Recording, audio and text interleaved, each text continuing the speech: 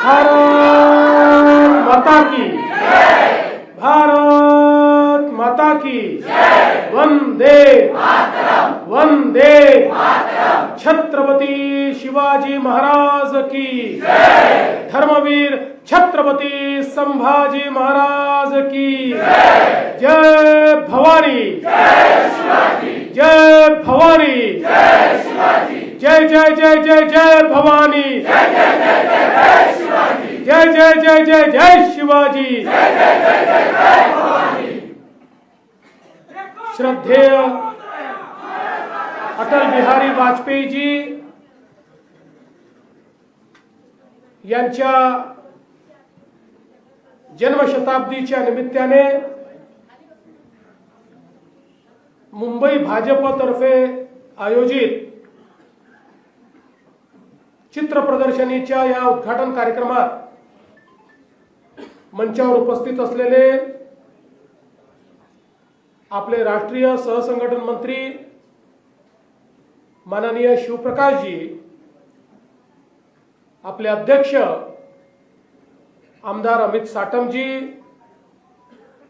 आमचे सहकारी मंत्री मंगलप्रभात लोढाजी, आमदार कालिदासजी कोळंबकर, विद्याताई ठाकूर, राजन सिंगजी, पवन त्रिपाठीजी, श्वेताताई पुरुळेकर, या ठिकाणी मंचावर उपस्थित आणि समोर उपस्थित भारतीय जनता पक्षाचे सर्व ज्येष्ठ श्रेष्ठ कार्यकर्ते, पदाधिकारी आणि उपस्थित सर्व भगिनी आणि बंधूंनो, सर्वप्रथम भारतरत्न श्रद्धेय अटल बिहारी वाजपेयीजी यांच्या जन्म जयंतीच्या निमित्ताने त्यांना मी मनपूर्वक नमन करतो। भारत मातेच्या या सुपुत्राने जवळजवळ 5 दशकांपेक्षा देखील जास्त काळ या देशाला दिशा देण्याचा प्रयत्न केला आणि खऱ्या अर्थानं आपले प्रधानमंत्री माननीय नरेंद्र मोदीजी यांनी जो नवभारत तयार केला त्या नवभारताचा पायवा रचणारे हे श्रद्धेय अटल बिहारी वाजपेयीजी होते। आणि म्हणूनच आपण जर त्यांचा एकूण जीवनपट बघितला तर एक स्वयंसेवक म्हणून, एक पत्रकार म्हणून, एक हिंदू चिंतक म्हणून, एक कवी म्हणून, एक साहित्यिक म्हणून, एक राजकारणी म्हणून, एक अर्थशास्त्री म्हणून वेगवेगळ्या पद्धतीनं त्यांनी केलेलं काम, खरं म्हणजे ते केवळ नेता नव्हते तर इंग्रजीतला शब्द आहे स्टेट्समन। अटल बिहारी वाजपेयीजी वॉज अ स्टेट्समन। आणि आपण बघा की या भारतीय जनता पक्षाला ज्या प्रकारे त्यांनी विपरीत काळामध्ये नेतृत्व दिलं, दिशा दिली आणि सातत्याने हिंदुत्वाची संकल्पना मांडत असताना त्याचा जो व्यापक विचार आहे त्या व्यापक हिंदुत्वाच्या विचारापासनं कधी तडजोड ही अटल बिहारी वाजपेयीजींनी केली नाही। पहिल्यांदा ज्यावेळेस ते परराष्ट्र मंत्री बनले त्यावेळेस खऱ्या अर्थानं भारताचं परराष्ट्र धोरण जे अटलजींनी परिभाषित केलं, आजही तेच धोरण महत्त्वाचं मानलं जातं। आजही तीच पद्धती आपण स्वीकारतो, किंबहुना मध्यंतरीच्या काळामध्ये ते धोरण बदलायचा प्रयत्न झाल्यानंतर आपल्याला कल्पना आहे की त्याचं नुकसान देखील भारताला सहन करावं लागलं आणि म्हणून एक द्रष्टा अशा प्रकारचं व्यक्तिमत्व अटलजींचं आपण बघितलेलं आहे। खरं म्हणजे या देशामध्ये पंतप्रधान म्हणून त्यांनी केलेलं कार्य हे अविस्मरणीय अशा प्रकारचं आहे. आपण जर बघितलं तर अटलजी नेहमी म्हणायचे की रस्ते हे देशाला एकात्मतेकडे नेतात. देशाच्या एकतेचा आणि एकात्मतेचा आविष्कार रस्त्यांच्या माध्यमातून होतो आणि म्हणून या देशामध्ये पहिल्यांदा अटलजींनी हा निर्णय केला, पूर्व पश्चिम उत्तर दक्षिण सगळ्या दिशा भारताला त्या ठिकाणी जोडलं पाहिजे. आणि मग गोल्डन क्वाड्रिलॅटरलची संकल्पना त्यांनी मांडली आणि पहिल्यांदा या देशाने वर्ल्ड क्लास हायवेज जे काश्मीरपासनं कन्याकुमारीपर्यंत आणि कच्छपासनं कामरूपपर्यंत आपल्याला पाहायला मिळाले, याची निर्मिती ही अटल बिहारी वाजपेयीजींनी सुरू केली. अटलजींचं दृष्टिकोन यात आहे की ज्यावेळी त्यांनी प्रधानमंत्री ग्राम सडक योजनेची भूमिका मांडली त्यावेळी अटलजी असं म्हणाले कि एक गांव जब रास्ते से जुड़ता है तो उस रास्ते से उस गांव में शिक्षा भी पहुंचती है और स्वास्थ्य भी पहुंचता है, और उस गांव में पैदा होने वाला अनाज, फल, सब्जियां, दूध ये शहरों तक जाता है. तो इससे न केवल गांव लाभान्वित होता है बल्कि पूरे देश की अर्थव्यवस्था का, अर्थतंत्र का हिस्सा एक रास्ते से गांव बनता है. आणि 6 लाख भारतातले गावं जोडण्याकरता देशातली आपल्याला माहिती आहे की साधारणपणे 2008-9 साली ज्यावेळी इंडिया टुडे सारख्या एका मॅगझिननी या देशातल्या ट्रान्सफॉर्मेशनल अशा योजना कुठल्या याचा 1950 पासूनचा सर्व्हे केला, त्यावेळी त्यात पहिल्या क्रमांकावर अटल बिहारी वाजपेयीजींनी तयार केलेली प्रधानमंत्री ग्राम सडक योजना आली आणि त्या माध्यमातून पूर्ण देशामध्ये मोठं परिवर्तन घडवण्याचं काम त्यांनी केलं. आज आपण जे काही टेलिकम्युनिकेशनचे फायदे घेतो त्याचे रिफॉर्म्स करणारे अटल बिहारी वाजपेयीजी होते. या देशामध्ये टेलिकॉमचं जाळं, मोबाईलचं जाळं हे उभं करणारे अटल बिहारी वाजपेयीजी होते. आणि हे सगळं करत असताना त्यांची दृढता कशात होती तर भारत हा अणुसंपन्न करण्याचं काम त्यांनी केलं.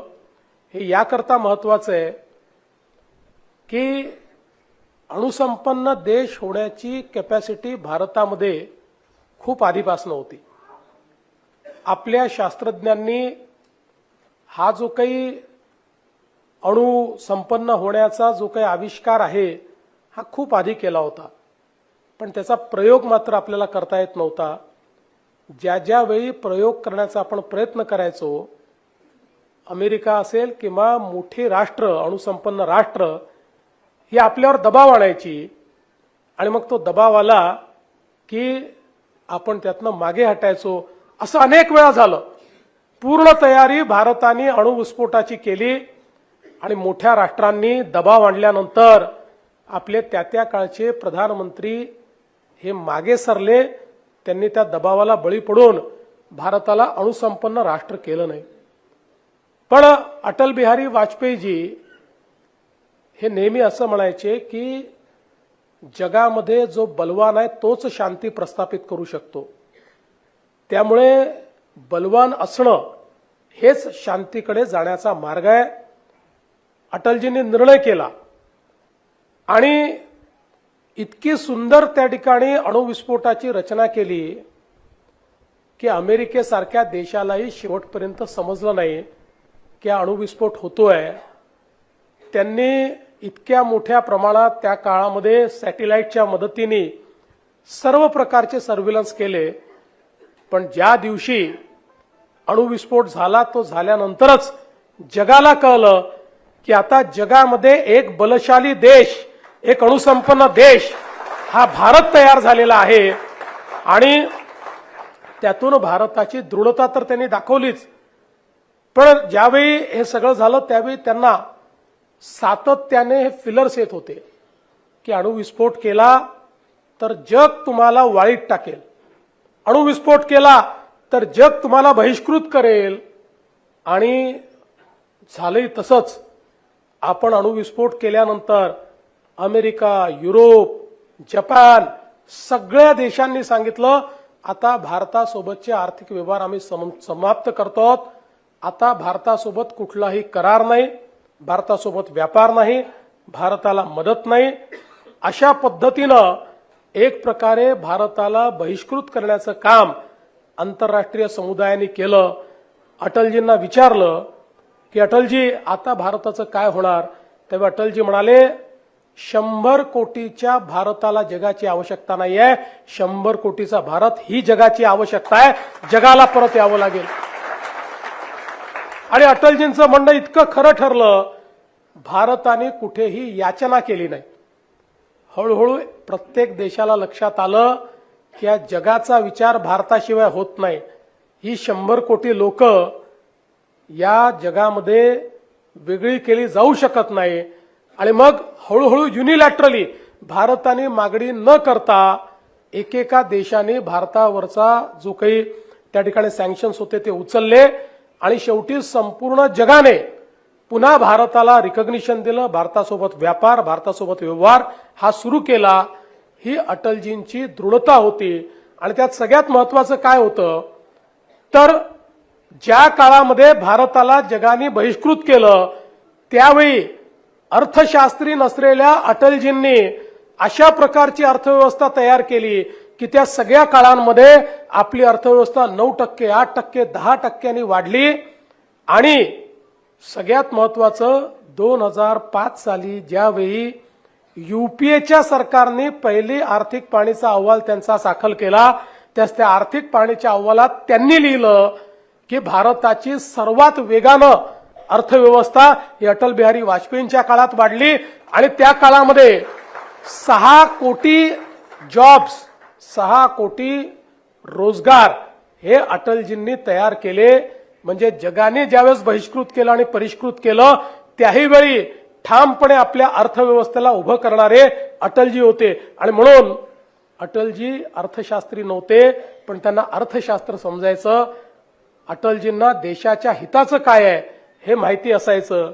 आणि ज्या प्रकारे देशाचा मान सन्मान त्यांनी उंच केला, खऱ्या अर्थानं युनायटेड नेशन्समध्ये गेल्यानंतर सगळे देश आपल्या भाषेत बोलायचे पण भारत मात्र इंग्रजीत बोलायचा.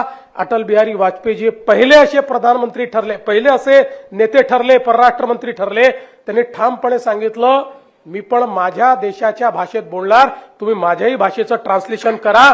आणि हिंदीमध्ये त्या ठिकाणी भाषण केलं. आणि तेव्हापासनं युनायटेड नेशनमध्ये हिंदीचंही ट्रान्सलेशन सुरू झालं आणि हिंदी भाषेला, भारतीय भाषेला पहिल्यांदा रिकॉग्निशन त्या ठिकाणी मिळालं. आपल्याला माहिती आहे अटलजींना अनेक भाषा ज्ञात होत्या. अटलजींना सातत्याने ते आपल्या लोकसभेमध्ये जे थिरुवेलुवर आहेत, सगळ्यात महान कवी आपल्या तमिळनाडूचे, त्यांचे जे कुरल आहेत थिरुकुलर, ते त्या ठिकाणी सातत्याने सांगायचे. त्याचवेळी महाराष्ट्रामध्ये आल्यानंतर ते मराठीमध्ये बोलायचे, बंगालमध्ये गेल्यानंतर बंगालीत बोलायचे. आणि सगळ्या प्रकारच्या साहित्यांचा त्यांना प्रचंड अभ्यास होता. महाराष्ट्रामध्ये आल्यानंतर तो काळ असा होता की ज्यावेळी कदाचित सुरक्षेचे इतके प्रॉब्लेमही नव्हते पण अटलजींनी याच मुंबईमध्ये थिएटरमध्ये बसून मराठी नाटकं पाहिलेली आहेत. अशा प्रकारचे अटल बिहारी वाजपेयीजी होते. अतिशय आपल्याला माहिती आहे की अटलजींचा एकूण ऑरा असा होता की ज्यावेळी नरसिंहराव देशाचे प्रधानमंत्री होते आणि पाकिस्तानच्या विरुद्ध भूमिका मांडण्याकरता युनायटेड नेशनमध्ये कोणाला पाठवायचं, त्यावेळी नरसिंहरावांनी आपल्या परराष्ट्र मंत्र्याला पाठवलं नाही. तेव्हाचे विरोधी पक्षनेते असलेल्या अटल बिहारी वाजपेयींना विनंती केली की अटलजी, भारताची भूमिका तुम्ही योग्य प्रकारे मांडू शकाल आणि अटलजींनी ती स्वीकारली आणि तिथे जाऊन भारताची भूमिका अटलजींनी अशी मांडली की त्या ठिकाणी झालेल्या वोटमध्ये सगळे देश भारतासोबत आले आणि पाकिस्तान वेगळा पडला. हे अटलजींचं कार्य होतं. आणि म्हणून अत्यंत कविमनाचे अटलजी, टूटे हुए सपने की सुने कौन सिसकी, पलकों पर ठिठकी, हार नहीं मानूंगा, रार नहीं ठानूंगा, काल के कपाल पर लिखता मिटाता हूं, गीत नया गाता हूं, गीत नया गाता हूं. हे सांगणारे अटल बिहारी वाजपेयी होते. आणि त्याच वेळी हमने कब काबुल में जाकर मस्जिदें तोड़ी, शत शत मानव हृदय जीतने का संकल्प, रग रग हिंदू मेरा परिचय असं सांगणारे आणि हिंदुत्वाची व्याख्या काय आहे हे परिभाषित करणारे, ज्यांच्या रगारगामध्ये हिंदुत्व होतं ते अटल बिहारी वाजपेयीजी होते. महाराष्ट्रामध्ये आल्यानंतर सावरकरांचं तेज, सावरकरांचा तप, सावरकरांची तलवार, सावरकरांचे तिखट विचार हे मांडणारे अटल बिहारी वाजपेयीजी होते. आणि खऱ्या अर्थानं या ठिकाणी जाज्वल्य देशाभिमान हा मांडत असताना ज्यावेळी लोकसभेमध्ये त्यांच्यावर अविश्वास प्रस्ताव आला, त्या अविश्वास प्रस्तावाला उत्तर देताना पार्टियां बनेगी बिगड़ेगी, सत्ता आएगी जाएगी, पर ये देश रहना चाहिए हे म्हणणारे अटल बिहारी वाजपेयीजी होते. आणि म्हणून अटल बिहारी वाजपेयीजींनी जो विचार आपल्याला दिलेला आहे, खऱ्या अर्थानं 4 शब्दांमध्ये अटलजींनी त्या ठिकाणी आपल्या जीवनाबद्दल बोलताना सांगितलं, मैं जी भर जिया मैं मन से मरू, मैं जी भर जिया मैं मन से मरू, लौट कर वापिस आऊंगा कूच से क्यों डरू. अशा प्रकारे अटलजींनी सांगितलं, मी हिंदू आहे, मी परत तर येणारच आहे, ते मरण्याची भीती मला नाही आहे, मी परत येणार आहे सांगणारे अटलजी होते. आणि म्हणून असे आपले नेते अटल बिहारी वाजपेयी, ज्यांनी खऱ्या अर्थानं हा देश घडवलेला आहे. आणि आज त्यांचे विचार, त्यांनी ठेवलेला हा जो काही एक नीवचा पत्थर आहे, तो ज्या प्रकारे देशाचे प्रधानमंत्री मोदीजींनी पुढे नेलेला आहे, आज भारताला जगातला एक प्रमुख देश म्हणून मोदीजींनी स्थापित केलेला आहे. आणि आज आपण पाहू शकतो जगाची कल्पना आता भारताविना होत नाही. जे आपापसात भांडतात तेही सांगतात भारताने मध्यस्थी करावी, इथपर्यंत भारताला आता आपल्या मोदीजींनी पोहोचवलेला आहे. आणि म्हणून आजच्या या दिनाच्या निमित्ताने केवळ अटलजींची आठवण करून चालणार नाही, तर अटलजींनी जो मार्ग दाखवलेला आहे, अटलजींनी जे विचार आपल्याला दिलेले आहेत, अटलजींनी जी दृढता आपल्याला दिलेली आहे, जो देशाभिमान आपल्याला दिलेला आहे, जो राष्ट्रवाद आपल्याला दिलेला आहे, त्याच्यावर चालत आपल्याला पुढे जायचं आहे.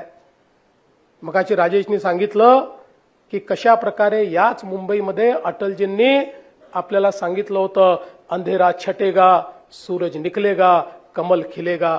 आणि ते सत्य करून दाखवलं. ज्या भारतीय जनता पक्षाचे केवळ 2 खासदार निवडून आले होते, तो भारतीय जनता पक्ष कधी थांबला नाही. आणि त्यानंतर 1989 मध्ये 2 वर्ण 87 आणि त्यानंतर आपण त्या ठिकाणी 1996 मध्ये सत्तेमध्ये आलो. ही जी काही दृढता होती, ही जी काही विचारांची प्रतिबद्धता होती, मला असं वाटतं अटलजींना त्याबद्दल आपण ओळखलं पाहिजे. आणि म्हणून खरं तर आमची आता ही इच्छा आहे, याच मुंबईमध्ये अटलजींनी भारतीय जनता पक्षाचा जन्म या ठिकाणी घातलेला आहे. अटलजींच्या नेतृत्वात भारतीय जनता पक्ष जन्माला आलेला आहे.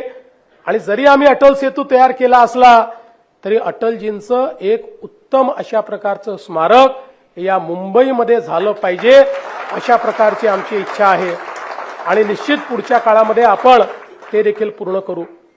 आज या निमित्ताने जी सुरुवात अटलजींनी केली, आज आपल्याला पुन्हा एकदा या मुंबईच्या महानगरपालिकेमध्ये महायुतीची सत्ता आणून अंधेरा छटेगा सूरज निकलेगा कमल खिलेगा हे दाखवायचं.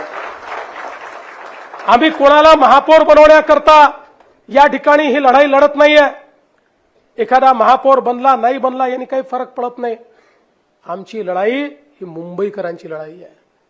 या मुंबईकरांना ज्या प्रकारे भ्रष्टाचाराच्या विळख्यामध्ये टाकून ज्यावेळेस मुंबईकर मरत होते त्याही वेळी प्रेताच्या टाळूवरचं लोणी खाणारे कोण होते हे आम्हाला मुंबईकरांना सांगायचं आहे. ज्यावेळी मुंबईकरांना मदतीची आवश्यकता होती त्यावेळी कोण लोक महालात बसले होते आणि कोणाचे लोक हे मुंबईकराला लुटत होते त्याचा पर्दाफाश करण्याकरता या निवडणुकीमध्ये आम्ही उतरलो. पारदर्शी प्रामाणिकतेतून मुंबईची महानगरपालिका चालली पाहिजे हा संकल्प घेऊन आम्ही या निवडणुकीमध्ये उतरलेलो आहोत. आणि या मुंबईमध्ये ज्या प्रकारे आज राष्ट्रवादी आमच्या ज्या शक्ती आहेत या शक्तींच्या विरुद्ध ज्या प्रकारे जिहादी मानसिकता तयार होते आहे ती मानसिकता ठेचण्याकरता या निवडणुकीमध्ये आम्ही उतरलेलो आहोत. आणि म्हणून आपल्या सर्वांना माझी विनंती आहे, आज तर अटलजींना आदरांजली आपण देतोच आहोत, पण खरी आदरांजली अटलजींना ही 16 जानेवारीला आपल्याला द्यायची आहे.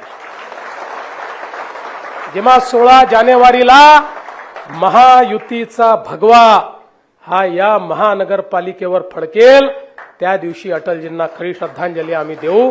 आणि त्याकरता आपल्या सर्वांना माझी विनंती आहे, निवडणुका आहेत, निवडणुकांमध्ये 227 जागा आहेत.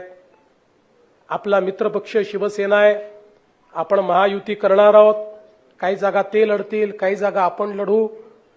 अनेकांच्या इच्छा असू शकतात, आकांक्षा असू शकतात, अपेक्षा असू शकतात. अनेक चांगले कार्यकर्ते आहेत, एकेका प्रभागामध्ये अनेक कार्यकर्ते आपल्याला वॉर्डामध्ये पाहायला मिळतात. पण शेवटी काही लोकांनाच आपण तिकीट देऊ शकणार आहे. पण आज हा संकल्प करण्याची आवश्यकता आहे की तिकीट मिळेल चाहे नाही मिळेल, आम्हाला अटलजींचं स्वप्न पूर्ण करण्याकरता मैदानात उतरायचं आहे.